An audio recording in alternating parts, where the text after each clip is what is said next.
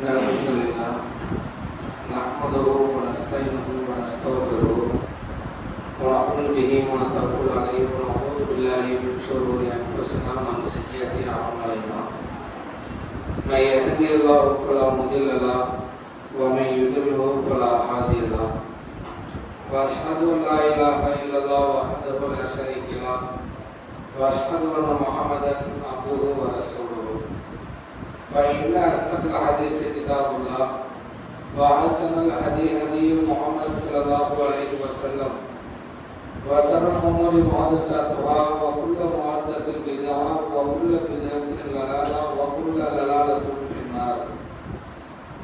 எல்லாம் வல்ல அல்லாஹ்வின் நல்லடியார்களே, அல்லாஹ்வின் மாபெரும் கிருபையினால் இந்த ஜும்மா தினத்திலே நம்ம எல்லாம் ஒன்று கூடியிருக்கின்றோம். நம்மை எல்லாம் ஒன்றோடு செய்த ஏக இறைவன் அல்லாஹ் ஒருவனுக்கு எல்லா புகழ் அனைத்திற்கும் சொந்தக்காரனாம் பல நாயகன் அல்லாஹ்வின் சாந்தியும் சமாதானமும் அகில உலக மக்களுக்கெல்லாம் அருள்படையாம் அல்லாஹ்வின் தூதர் நபிகள் நாயகம் ஸல்லல்லாஹு அலைஹி வஸல்லம் அவர்களின் மீதும் அவர்களை பின்பற்றி வாழ்ந்த சஹாபாக்களின் மீதும் சஹாபிய பெண்மணிகள் மீதும் இங்கு ஒன்றோடு இருக்கக்கூடிய நாம் அனைவர் மீதும் அந்த ரஹ்மானுடைய வற்றா கருணை என்றென்றும் நிலவட்டுமாக. எல்லாம் வல்ல அல்லாஹ்வின் நல்லடியார்களே, அல்லாஹ் ரப்புல் ஆலமீன் மனிதர்களை அல்லாஹ் படைத்து அவர்களிடத்தில் பல விதமான குண அதிசயங்களை அல்லாஹ் வழங்கியிருக்கிறான். அப்படிப்பட்ட குண அதிசயங்கள் எண்ணற்ற அம்சங்கள் இருப்பதை மனிதர்களிடத்திலே நாம் பார்த்து வருகிறோம்.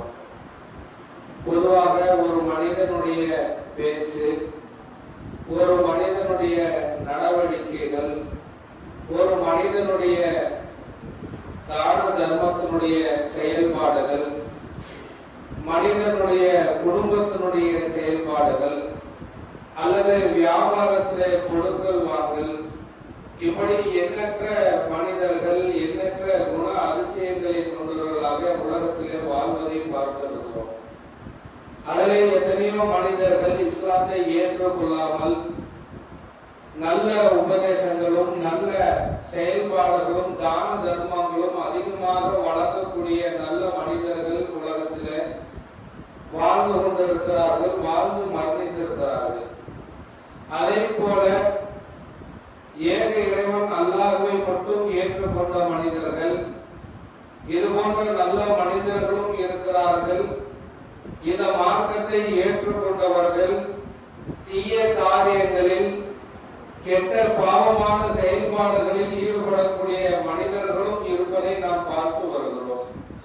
இப்படி பலவிதங்களாக குணங்களை கொண்டிருக்கக்கூடிய இந்த மனிதன் பொதுவாக குணங்களை பற்றி ஏராளமான விஷயங்களை திருமறை குர்ஆனும் நபிகளாருடைய வழிகாட்டுதலும் இந்த மனித சமுதாயத்திற்கு நிறைய பாடங்களை சொல்லிக் கொடுத்திருக்கிறது.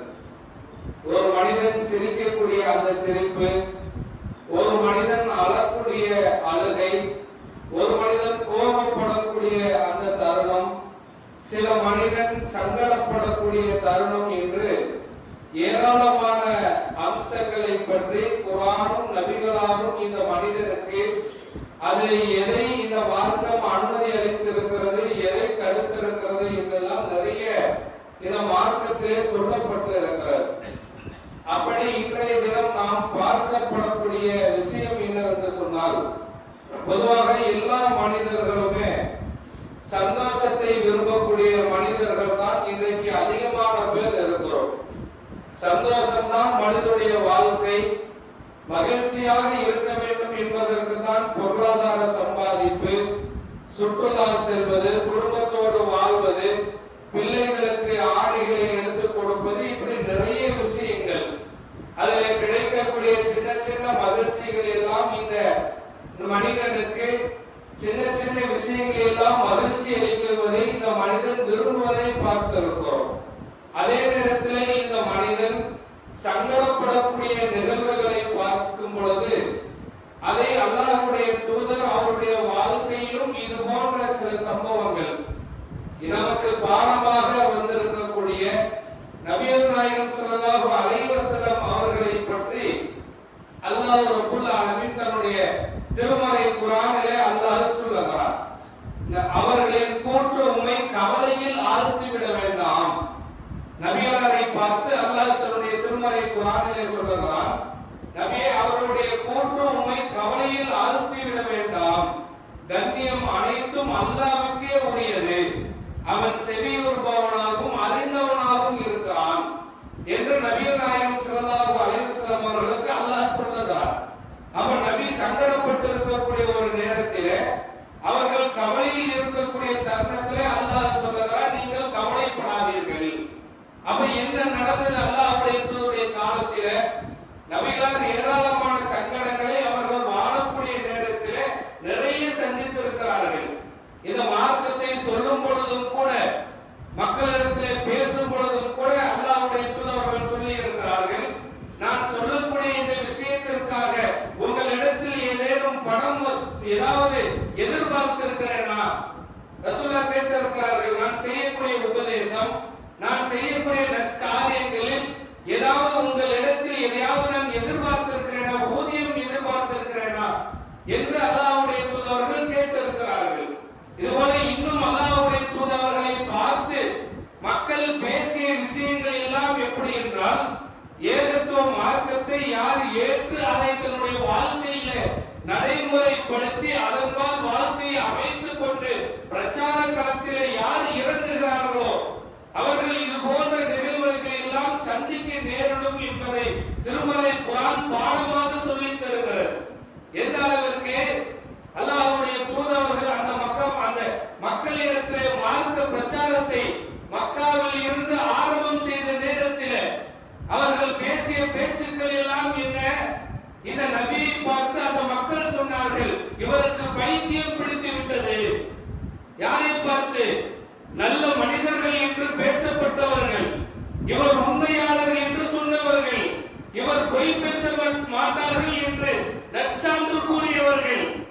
என்றைக்கு ஏகத்துவ மார்க்கத்தை பேசினார்களோ, அதை வாழ்க்கையிலே நடைமுறைப்படுத்தி காட்டினார்களோ, அப்பொழுது இந்த மக்கள் சொல்லுகிறார்கள், இதோ இந்த முஹம்மதுக்கு பைத்தியம் பிடித்து விட்டது, இந்த முஹம்மதுக்கு சூனியம் வைக்கப்பட்டிருக்கிறது என்றெல்லாம் அன்றைய காலகட்டத்திலே மக்களுடைய பேச்சுக்களுக்கு நபிகளார் அவர்கள் பாதிப்புக்குள்ளாக்கப்பட்ட அந்த நேரத்திலே அல்லாஹ் ரப்பல் ஆலமீன் சொல்லுகிறார், அவர்களுடைய கூற்று உங்களை கவலையிலே ஆழ்த்தி விட வேண்டாம் என்று அல்லாஹ் தன்னுடைய திருமறை குர்ஆனிலே அல்லாஹ் சொல்லுகிறார். இதே நபியை பார்த்து இன்னொரு இடத்திலே அல்லாஹ் சொல்லுகிறார், வ இன்னக லஅலா ஹுலுகின் அலீம், முஹம்மதே நீர் மகத்தான நற்குணத்திலே நீங்கள் இருக்கிறீர்கள். அல்லாஹ்வுடைய தூதர்கள் இப்படி எல்லாம் பிரச்சார களத்திலே இருக்கும் பொழுது அல்லாஹ் சொல்லுகிறார், நபியே நீங்கள் நல்ல குணத்திலே நீங்கள் இருக்கிறீர்கள் என்று அல்லாஹ் ரப்பல் ஆலமீன் தன்னுடைய திருமறை குர்ஆனிலே சொல்லுகிறார்.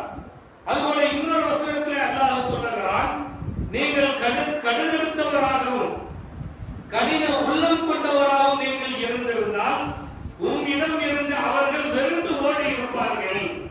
ரசூலுல்லாஹ்வுடைய குணத்தை பற்றி சொல்லுகிறார். அல்லாஹ் ரப்பல் ஆலமீன் சொல்லுகிறான், நபிகளாருடைய குணம் எப்படிப்பட்டது தெரியுமா? அல்லாஹ்வுடைய தூதர்கள் சங்கடப்பட்டிருந்தால் கூட நபிகளாருடைய குணம், அவருடைய பேச்சு, அவருடைய நடவடிக்கைகள், இதை பற்றி அல்லாஹ் சொல்லும் பொழுது இவர் கடுகடுத்தவராக இல்லை என்பதை அல்லாஹ் சொல்லுகிறார். நீங்கள் கடுகடுத்தவராக இருந்திருந்தால், கடின உள்ளம் கொண்டவராக இருந்திருந்தால் மக்கள் என்றைக்கோ உம்மை விட்டு வெறுண்டு ஓடி இருப்பார்கள் என்று நபிகளாருடைய குணத்தை பற்றி அல்லாஹ் தன்னுடைய திருமறை குர்ஆனிலே அல்லாஹ் சொல்லுகிறார். இப்படிப்பட்ட இலகிய மனம் கொண்ட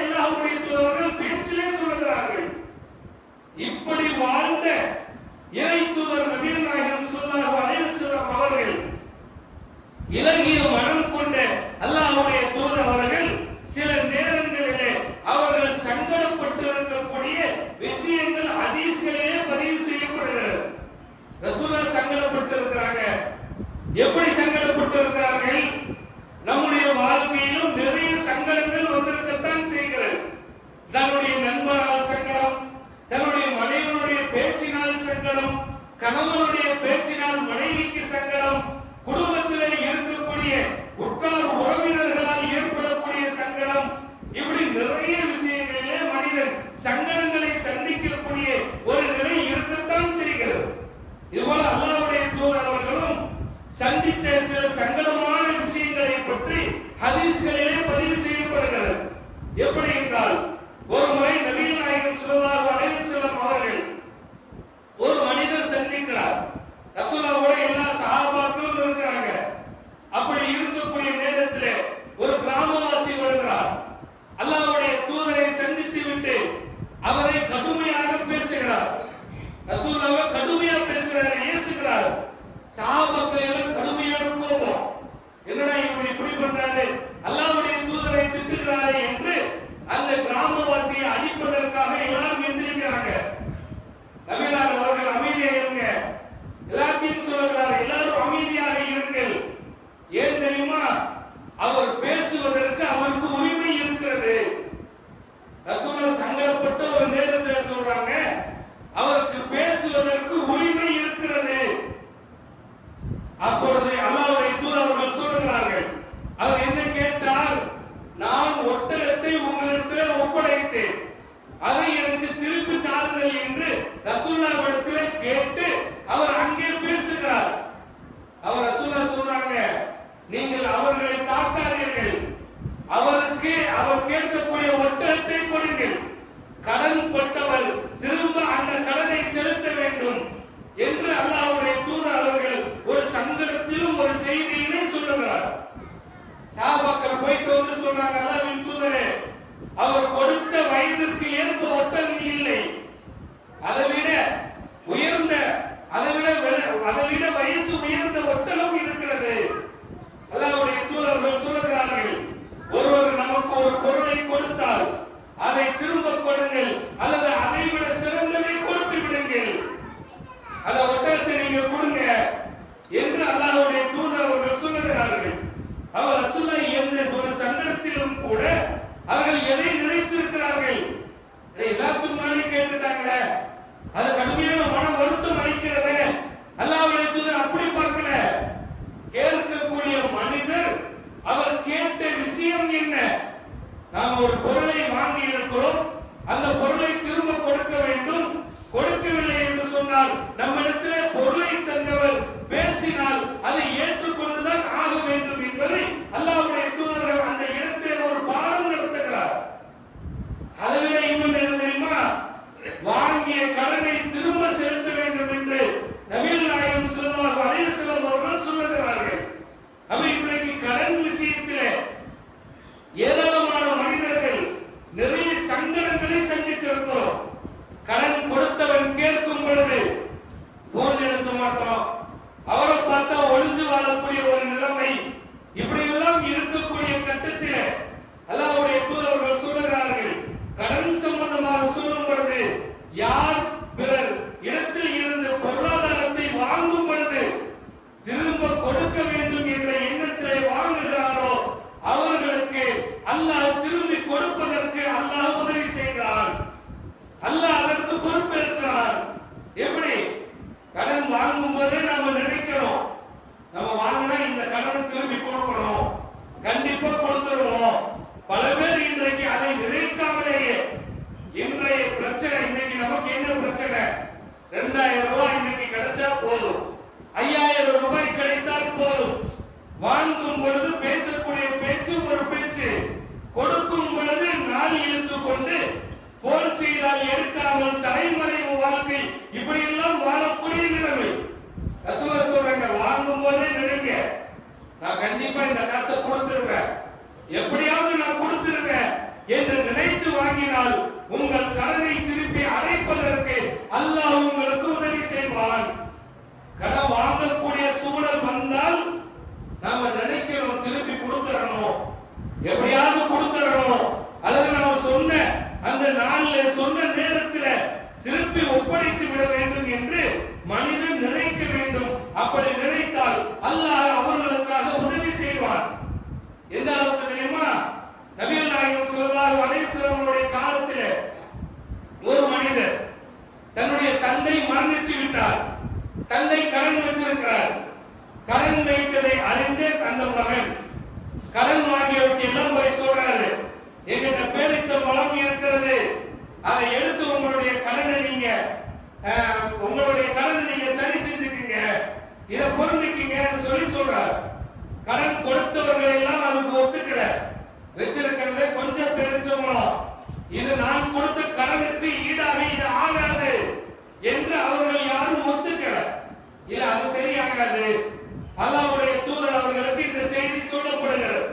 இந்த மாதிரி ஒரு மனிதர் கடன் கொடுக்க நினைக்கிறார், அவருக்கு கொடுப்பதற்குண்டான வசதி இல்ல, கொஞ்சம் தான் இருக்குது, அதை வாங்கிக் கொள்ளவும் கொடுத்தவர்கள் மறுக்கிறார்கள். அல்லாஹ்வுடைய தூதர் அவர்கள் சொல்லுகிறார்கள், என்ன சொல்றாங்க தெரியுமா? பேரித்தம் மரத்தை மரத்தில் இருந்து பறித்து அதை வெயிலிலே காய போட்டு என்னை அழையுங்கள். ரசூலுல்லாஹ் சொல்றாங்க, பேரிச்ச மரத்தை பறிச்சு காய வைப்பீங்க, காய வைக்கும் பொழுது என்ன கூப்பிடுங்க. அப்படியே அவரும் செய்யறார். மரத்துல இருந்து காய பறிச்சு காய வைக்கும் பொழுது அல்லாஹ்வுடைய தூதரை வர சொல்லுகிறார். அல்லாஹ்வுடைய தூதரும் அவரோட நபி தோழர்களும் வருகிறார். அபூபக்கர் சித்திக் ரலியல்லாஹு அன்ஹு, உமர் ரலியல்லாஹு அன்ஹு கூட வரார். வந்த நேரத்தில் அல்லாஹ்வுடைய தூதர் அவர்கள் பேரித்தம் பழத்தின் பக்கத்திலே அமர்ந்து கொண்டு ரசூலுல்லாஹ் சொல்றாங்க, அந்த கடன் நபர்களை எல்லாம் அழைங்க, நீ யாரெல்லாம் உங்களுக்கு உங்களுடைய தந்தைக்கு கடன் கொடுத்திருந்தாரோ அவரை எல்லாம் வர சொல்லுங்க. எல்லாரும் வரா. வந்து அல்லாஹ்வுடைய தூதர்கள் இந்த பேரித்தம்பழத்திலே கை வைத்துக் கொண்டு மக்களிடத்திலே கடன் கொடுத்த பேரித்தம்பழத்தை எடுத்து சொல்றாங்க, நீங்கள் எவ்வளவு கடன் கொடுத்தீர்களோ அந்த கடனுடைய அளவிற்கு அதைவிட அதிகமாக நீங்கள் எடுத்துக்கொள்ளுங்கள். எடுக்கிறாங்க.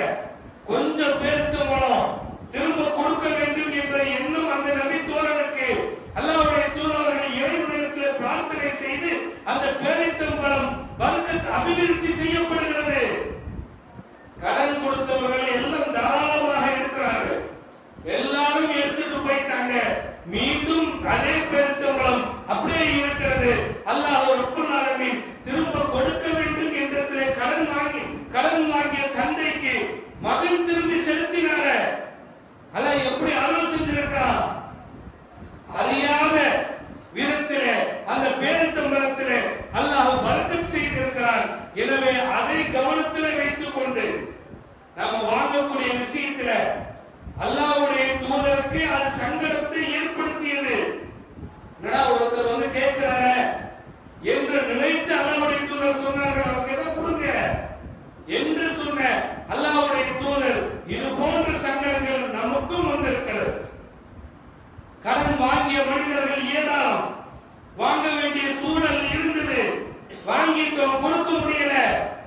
திரும்ப யார் தந்தாரோ அவரை சந்தித்து அவகாசம் கேளுங்கள். எப்பொழுது உங்களால் கொடுக்க முடியுமோ அப்பொழுது சொல்லி அவரிடத்தில் அவகாசம் பெற்றுக் கொள்ளுங்கள்.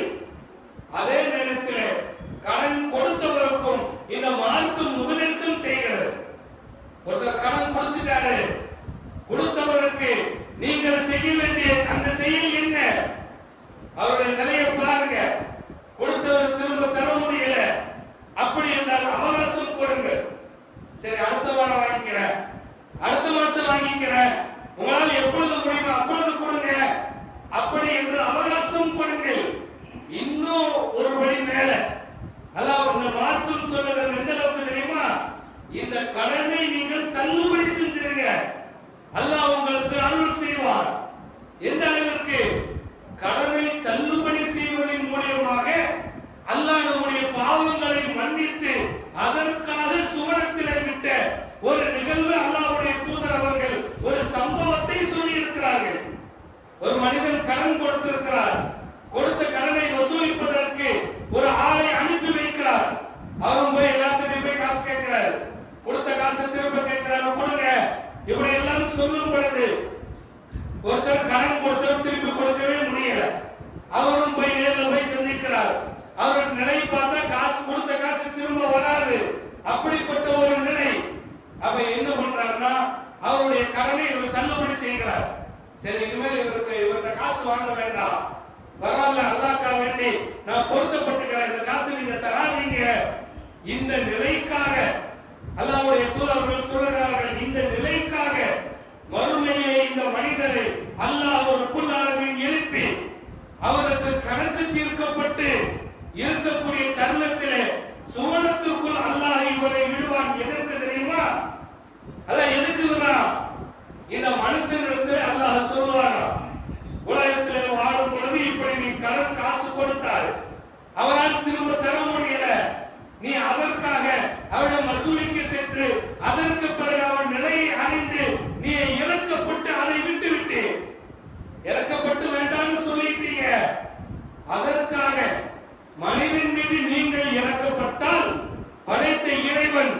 இதற்காக நான் எவ்வளவு பெரிய இரக்கமானவன் என்பதை அல்லாஹ் ரப்பல் ஆலமீன் அங்கே காட்டி இந்த ஒரு செயலுக்காக சுவனத்திற்குள் அவரை அனுப்பிவிடப்படுகிறது.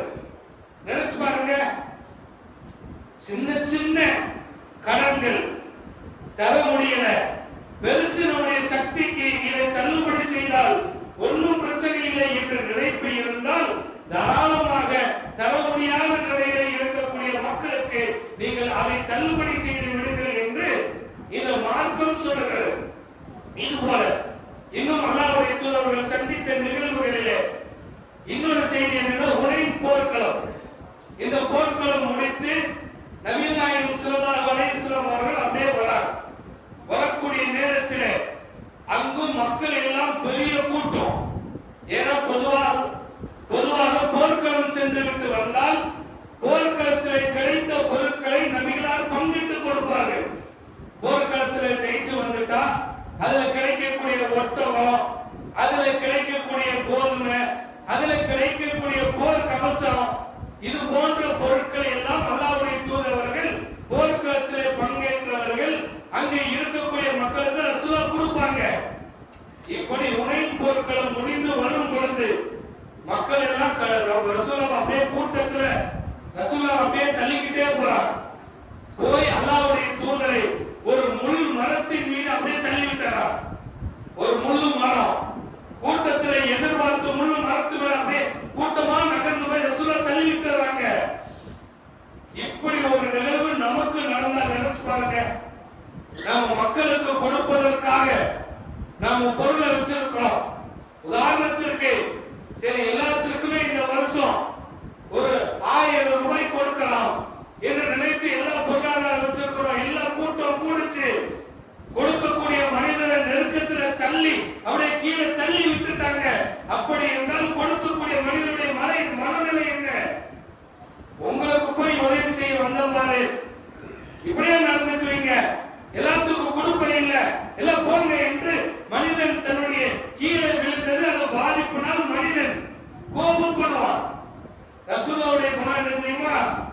அல்லாஹ்வுடைய தூதர் இப்படி ஒரு சங்கடமான சூழ்நிலை, மக்கள் முன்னால் அப்படியே தள்ளி விட்டுட்டாங்க.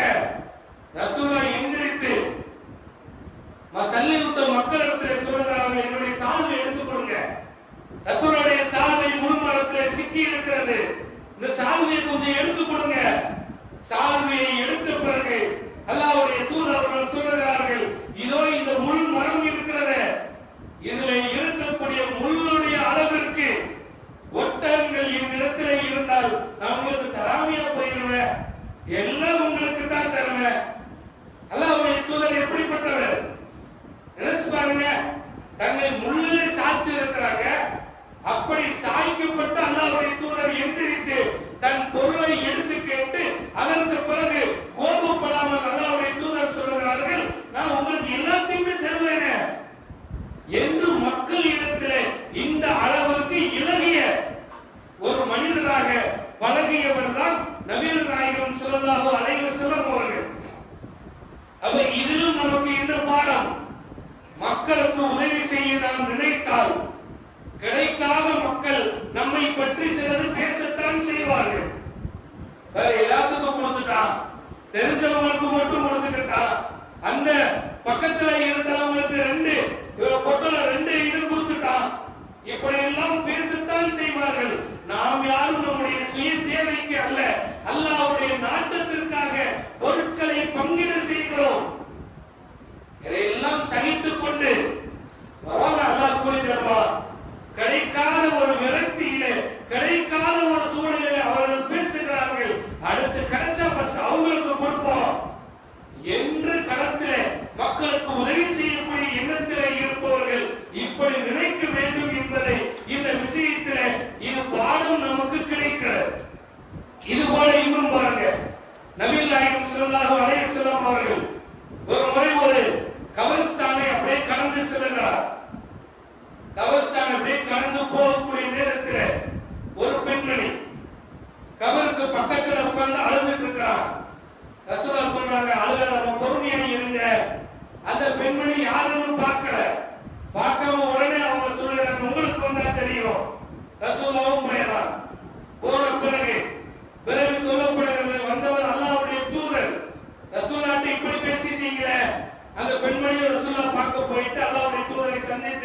சொல்லுகிறார்கள், அல்லாஹ்வின் தூதரே, வந்தது நீங்கள் என்று எனக்கு தெரியாது, பொருத்தப்பட்டீங்க, மன்னிச்சுக்கீங்க, நான் தெரியாம பேசிட்டேன் என்று அந்த பெண்மணி சொல்லுகிறார்கள்.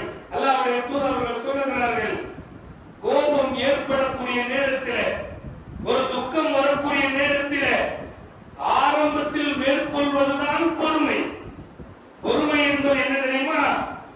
ஆரம்ப நேரத்தில் மேற்கொள்வதுதான் பொறுமை என்று அல்லாஹ்வுடைய தூதர்கள் அங்கே சொல்லுகிறார்கள். எல்லாம் நடந்து முடிச்சு போச்சு. குடும்பத்தில் நம்ம விருப்பப்பட்ட நேசித்த தாயோ தந்தையோ மனைவியோ கணவனோ பிள்ளையோ அல்லது உறவினர் யாரோ மரணித்து விட்டார் என்பதற்காக அழுது ஒப்பாரி வச்சு எல்லாம் முடிச்சு அதுக்கு பிறகு என்ன விதிப்படிதான் எல்லாம் நடக்கும், அது அல்ல பொறுமை. என்ன தெரியுமா? அல்லாஹ்வுடைய தூதர்கள் சொன்னார்கள், ஆரம்ப நேரம் இருக்கிறது, அழுகிறதுக்கு வாய்ப்பு இருக்குது. இழந்தது என்னுடைய மகன், என்னுடைய தாய், என்னுடைய தந்தை, ஒப்பாரி வைத்து எனக்கு அழ தோணுகிறது. மார்க்கம் தடுத்து இருக்கு, அதனால செய்ய மாட்டேன். கண்களிலே கண்ணீர் வடிக்கிறது, வேதனை. இந்த நேரத்திலே சலித்துக் கொண்டால், அதுபோல கடுமையான கோபத்தை ஒருவன் ஏற்படுத்துகிறார். சும்மா இருக்கிற நம்மளை சீண்டி நம்மளை கோபப்படுத்துகிறார். எல்லாம் முடிச்ச பிறகு தெரியாம பண்ணிட்டா மன்னிச்சுக்கிட்டே, அது இல்ல. அதற்கு முன்னால் என்ன கோபத்தை ஏற்படுத்தினாலும் ஆரம்பத்திலே பொறுமையாக இருக்கப்படுவதுதான் அல்லாஹ்வுடைய தூதர்கள் சொல்லுகிறார்கள், ஆரம்ப நேரத்திலே மேற்கொள்வதுதான் பொறுமை. அதற்குத்தான் அல்லாஹ் ரப்பல் ஆலமீன் சொல்லுகிறான், இன்னல்லாஹ மஅஸ் ஸாபிரீன், பொறுமையாளருடன் அல்லாஹ் இருக்கிறார். எப்படிப்பட்ட பொறுமை? எல்லாம் முடிஞ்சதற்கு பிறகு அல்ல, ஆரம்பமான கட்டத்தில் கடுமையான கோபம் வரக்கூடிய சூழல், அமைதி காத்து பொறுமையாக நின்று மற்றவர்கள் கோலை என்று பேசினாலும் ரோசமே இல்லையா, எப்படி நிற்கிறாமல் அவனைத்தான் திட்டுறான் என்று 4 பேர் நம்மை உசுப்பேத்தினாலும் சகித்துக் கொண்டு அமைதியாக இருந்து அதற்கு பிறகு கையாளுகிறோமே, அப்படி பொறுமையை கையாள்வதுதான் அல்லாஹ்வுடைய தூதர்கள் சொன்னது. இப்படிப்பட்ட பொறுமை நம்மிடத்திலே இருந்தால் நிச்சயம் அல்லாஹ் நம்முடன் இருப்பார். அல்லாஹ் நம்ம கூட இருக்கணும் என்று ஆசைப்பட்டால் நாம இப்படி பொறுமையினை நம்முடைய வாழ்க்கையிலே கொண்டு வர வேண்டும் என்பதை கவனத்திலே வைத்துக் கொண்டு நாம் தெரிந்த இந்த 3 விஷயங்களிலே, கடன் விஷயத்திலே கவனத்தோடு இருங்கள். மக்களுக்கு உதவி செய்யக்கூடிய நேரத்திலே மக்களுடைய நிலையில் இருந்து அவர்களுக்கு உதவி செய்யுங்கள், அவர்கள் மீது கோபப்படாதீர்கள். அதே நேரத்திலே நமக்கு வரக்கூடிய துன்பங்களிலும் இன்பங்களிலும் கோபத்திலும் சகித்துக் கொண்டு பொறுமையோடு வாழ்வதற்கு அல்லாஹ் ரப்பல் ஆலமீன் நாம் அனைவருக்கும் இந்த பாக்கியத்தை தர வேண்டும் என்று கேட்டு இந்த முதல் உரையை முடித்துக் கொள்கிறேன்.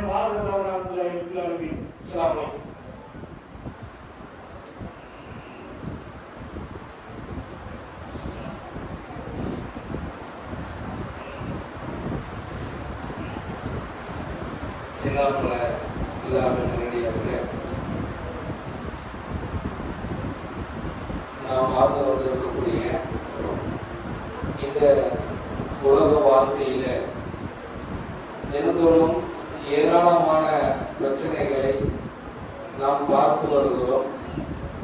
குறிப்பாக சமீப காலமாக உடையாம்பாளையம் என்று சொல்லக்கூடிய பகுதியிலே ஒரு பீஃப் பிரியாணி கடை போட்டதற்காக அதற்கு அந்த கடை போடக்கூடாது, எடுக்க வேண்டும் என்று சொல்லப்பட்டு அதற்கு பிறகு அது அரசியலாக மாற்றப்பட்டு ஆர்ப்பாட்டங்கள் போராட்டங்கள் என்ற நிலைக்கு இன்றைக்கு இந்த ஒரு விஷயம் வந்திருக்கிறது. பொதுவாக இது போன்ற பிரச்சனைகள் எல்லாம் நம்மை நோக்கி வந்து கொண்டேதான் இருக்கிறது. அந்த பிரச்சனைகளை அணுகக்கூடிய அணுகுமுறைகளைத்தான் நாம் கவனத்தோடு கையாள்வதற்கு கடமைப்பட்டிருக்கிறோம். ஒரு பிரச்சனை ஆரம்பிக்கிறது என்று சொன்னால் அந்த பிரச்சனைக்குரிய தீர்வு அறிவு சார்ந்து யோசித்தால் அதிலே ஒரு நல்ல தீர்வை பெற்றுவிடலாம். அதே நேரத்தில் அந்த பிரச்சனையினை அறிவு சார்ந்து யோசிக்காமல் அதை வெறுமனே விளம்பரத்திற்காக நாங்கள் தான் செய்கிறோம் என்பதற்காக அதை விளம்பரப்படுத்தும் நோக்கத்தோடு செய்யக்கூடிய ஒரு சூழல் ஏற்பட்டால் அதிலே வேறு விதமான பாதிப்புகளை சந்திக்கக்கூடிய நிகழ்வுகள் தான் நடக்கும். எனவே எந்த ஒரு செய்திகள் நமக்கு வந்தாலும் அதில் பாதிக்கப்படக்கூடிய மக்கள் யார் என்பதை யோசித்து பாருங்கள். நாம் இப்படி ஒரு செய்தி வருகிறது, இந்த செய்தி வந்தவுடனே நமக்கு மட்டும் இது தெரிவது அல்ல. வரக்கூடிய செய்தி எப்படி வருகிறது? வரும் பொழுதே மாட்டுக்கறி உண்ணக்கூடாது என்று தடை விதிக்கிறார்கள். இதை எல்லாத்துக்கும் அனுப்பிச்சு விடுங்க. இப்படி அனுப்புவதனால் என்ன பலன்? எல்லாரும் எல்லாத்துக்கும் அனுப்பி கொண்டே இருக்கிறார்கள். நாம் மட்டும் அல்ல, நம்ம யார் எதிர்க்கிறார்களோ அவர்கள் வேறு விதத்தில் இந்த செய்தியை அவர்களும் அவருடைய கூட்டத்திற்கு அனுப்பி கொண்டே இருக்கிறார். நாம ஒரு பக்கம் அனுப்புறோம், அவர் ஒரு பக்கம் அனுப்புகிறார். இப்படி போய்கொண்டே இருக்கிற இதிலே தீர்வு என்ன? இதை அமைதியாக பேசக்கூடிய விதத்திலே அதற்குண்டான அமைப்புகள், நிர்வாகங்கள் பேசுகிறது. பேசி முடித்து அந்த இடத்திலோ அல்லது வேறொரு இடத்திலோ அந்த கடை போடப்பட்டிருந்தால் இன்றைக்கு பிரச்சனையிலே இருந்திருக்கார். ஆனால் என்ன, இதற்கு பிறகு அங்கே கடை கிடைக்குமா கிடைக்காத தெரியாது. அரசியலாக மாற்றப்பட்டது. ஏதோ ஒரு மதத்தினருக்கு எதிராக களத்தில் நிற்பதை போன்ற ஒரு தோட்டம் உருவாக்கப்பட்டு விட்டது. அப்படியெல்லாம் இன்றைக்கும் இஸ்லாத்தை சார்ந்தவர்கள், இந்த மார்க்கத்தை சார்ந்தவர்கள் நடக்கவே மாட்டார்கள். எந்த அளவுக்கு என்றால், அல்லாஹ் ரப்பல் ஆலமீன் திருமறை குர்ஆனிலே, குர்ஆன் என்பது இஸ்லாமியர்கள் மதிக்கப்படக்கூடிய, உலகத்திலே இறைவனுடைய வார்த்தையாக ஏற்றுக்கொள்ளக்கூடிய இந்த திருமறை குர்ஆனிலே சொல்லப்பட்டது என்ன தெரியுமா? நீங்கள் மற்ற கடவுள்களை ஏசாதீர்கள். எந்த ஒரு மார்க்கமும் மதமும் சொல்லி இருக்கவே செய்யாது. திருமறை குர்ஆன் சொல்லுகிறது, மற்ற கடவுள்களை நீங்கள் ஏசாதீர்கள். ஏன் என்றால், அவன் மற்ற கடவுளை நீங்கள் ஏசினால் உன்னுடைய கடவுளை அவன் ஏசுவான். அதற்கு வழிவகை செய்து விடாதீர்கள். அல்லாஹ்வுடைய மார்க்கம் என்ன கற்றுத்தருது? அவர் கடவுள் என்று அவன் நினைத்தாலும் நினைச்சுட்டு போட்டும், அதை நீங்க திட்டாதீங்க என்று இந்த மார்க்கம் சொல்லி இருக்கிறது. இப்படி பின்பற்றக்கூடியவர்கள் தான் முஸ்லிம்கள். எனவே யாருக்கும் நோவினை செய்து, யாருக்கும் இளைஞர் தந்து இந்த உலகத்திலே வாழ வேண்டும் என்று ஆசைப்படக்கூடியவன் அல்ல இஸ்லாமியன் என்பதை இந்த நேரத்திலே தகவலாக சொல்லிக் கொண்டு, நமக்கு வரக்கூடிய செய்திகளை கொஞ்சம் நிதானமா, இதனால ஏதாவது நன்மை இருக்குதா, இதனால ஏதாவது பலன் இருக்குதான்னு யோசித்து யாருக்கு அனுப்பணுமோ அவங்களுக்கு அனுப்புங்க. யாருக்கு அனுப்பினால் தீர்வு கிடைக்குமோ, அமைப்பை சார்ந்தவர்கள் அனுப்பினால் இதை கேட்பாங்க, இதை கேட்டு ஒரு தீர்வு கிடைக்கும் என்று இருந்தால் அதை செய்யுங்கள். இப்படிப்பட்ட அறிவு சார்ந்து நம்முடைய செயல்பாடு எல்லாமே அறிவு சார்ந்து இருக்கும் என்று சொன்னால், நாமும் நம்முடைய பிள்ளைகளும் இன்றைய வாழக்கூடிய இந்த காலகட்டத்திலே சிறந்த வாழ்க்கை வாழ்வதற்கு அது ஒரு